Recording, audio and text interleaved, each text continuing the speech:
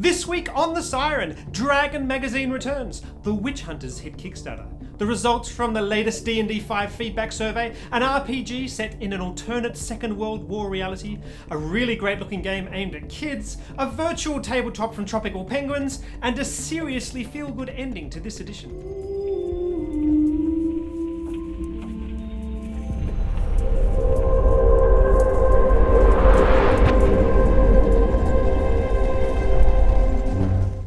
Let's get into it. In December of 2013, Wizards of the Coast ceased what had become an online-only publication of their popular magazine series Dungeon Magazine and Dragon Magazine.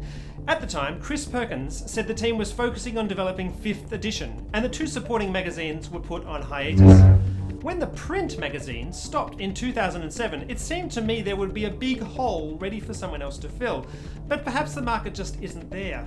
Even Kobold magazine couldn't make it all work financially and stopped putting print on paper not so long ago. Scott Roos, senior brand manager of Dungeons and Dragons at Wizards of the Coast, stated, "Today the internet is where people go to get this kind of information. By moving to an online model, we are using a delivery system that broadens our reach to fans all around the world." Did that happen? Do people really want to read magazines online? Where does Facebook fit in then? Or even YouTube? Either way, the actual current news is that it seems that Dragon Magazine is back, just not in the same format that we might have predicted. Meet Dragon Plus, the newest addition to the Dungeons & Dragons library. This new app format will feature an aggregator for Wizards' Facebook and Tumblr feeds, as well as actual downloadable issues. Users can currently download Elemental Evil Awakes, which is also available to iOS users through their Newsstand app. It looks like you can subscribe for free at the moment. They are flagging growth and change in the format based on user feedback. It'll be really interesting to see how this one goes. I've read a whole lot about this online and looked at it myself, and these 3 reviews I'm going to share with you sum up the community feeling at the moment pretty succinctly. Megatronus says, "This app is advertised as a new Dragon magazine, but it contains virtually no game content, neither crunch nor fluff. All this issue was a big advertisement for Princes of the Apocalypse, which I already own and thoroughly enjoy."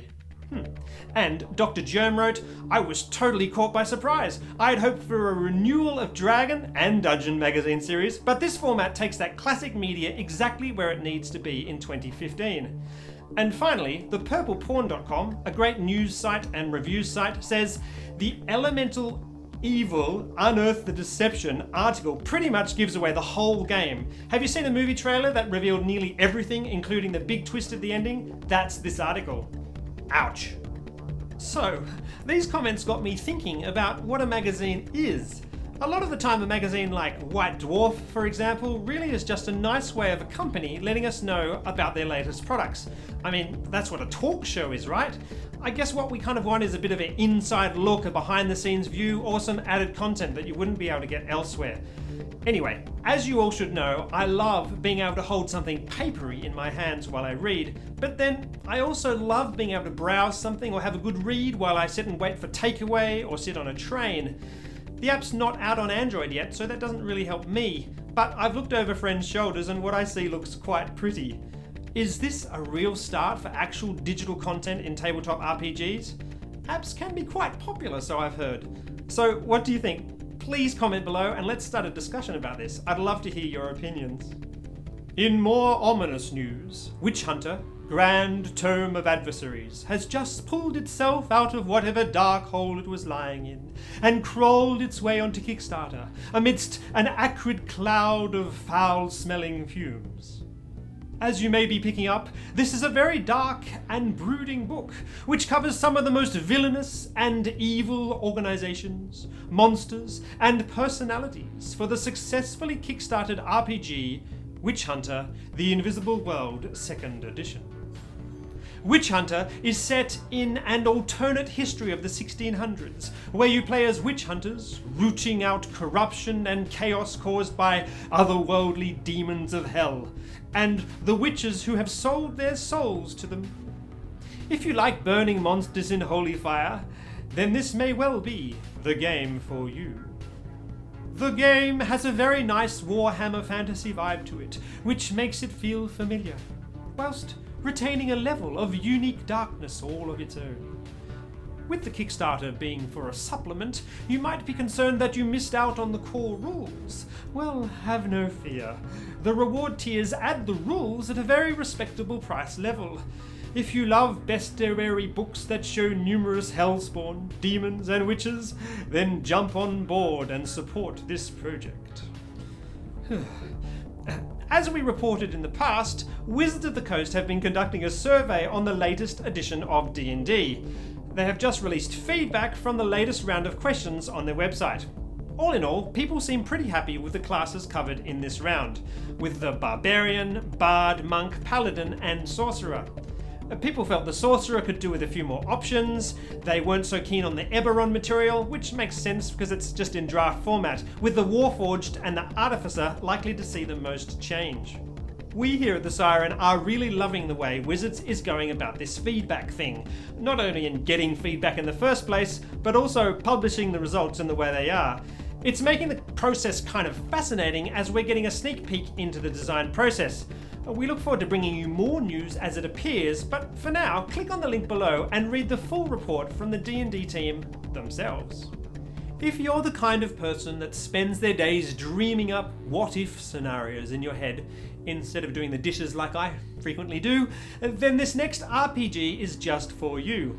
Dust Adventures RPG by Modiphius Entertainment takes place in alternate Second World War realities, where the discovery of limitless energy from strange alien tech has seen an arms race of horrific proportions.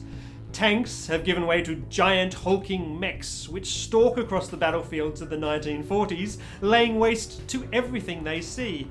Rocket packs, Tesla coils, lightning guns, and other weird science is the flavour of this game. So get your mad scientist coat ready before you even think of opening these core rules. Based off the hugely popular books of Paolo Parente, Dust Another Earth, which has also spawned a tactical miniatures game, this new RPG features a custom dice system, which can be easily adapted to the standard plastic cubes you've probably got lying around at home already. What's cool is that you can use the miniatures from the war game in your adventures too. Couple that with a rich and deeply engaging setting that's already well developed, and you've got a winner on your hands. Of course, if you're looking to add even more atmosphere to this game, then don't forget to check out the brand new Syrinscape sound sets we just released. Giant steampunk robot will go great, and our huge mech battle will suit this game even better. We've even made a submarine sound set recently, so looks like you're all set to go for this game. Dust Adventures RPG is already up for pre-order and should be shipping at the end of this month, so warm up those mouse-clicking fingers and dust off your credit card. Now, what was I doing when I got sidetracked? Oh no. I love playing RPGs with my kids. Children have an incredible ability for imagination and creativity, and I think creativity is one of the most important things you can develop in children. Sometimes at our gaming tables, we have to gloss over the more crunchy mechanics that are a little harder to grasp, which is why I'm very keen for this new game by Monte Cook Games called, hilariously, No Thank You Evil!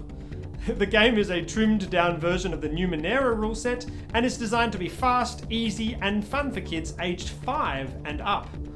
It's been designed with the help of educational experts, and I can't wait to get my hands on this one, frankly. I think using game theory to teach maths, ethical problems, creativity and a host of other educational outcomes is incredibly powerful, and I really look forward to bringing this into my own home. If you've got kids, know kids, or would love to help kids, check out the links below. The Kickstarter will be happening in early May, and we'll report about it on the Siren when it happens. We'd love to hear your thoughts on this sort of thing, on playing RPGs with kids, and about how it goes for you and what you do. Share this edition also with anyone that you know who has kids and who plays RPGs. The Dice Stormers will be reaching out to Monte Cook Games to see if we can demo the rules while the Kickstarter's going.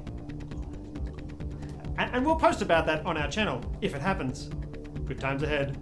And in more Kickstarter news, a recent project from the lovely people at Tropical Penguin Enterprises has been successfully backed in just 6 days of its 30-day goal.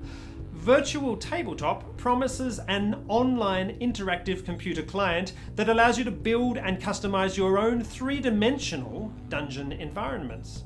complete with lots of stampable components, anything from customizable characters and monster pieces to static barrels, tables, crates. They even promise you can set the lighting and test line of sight from where your character is actually standing.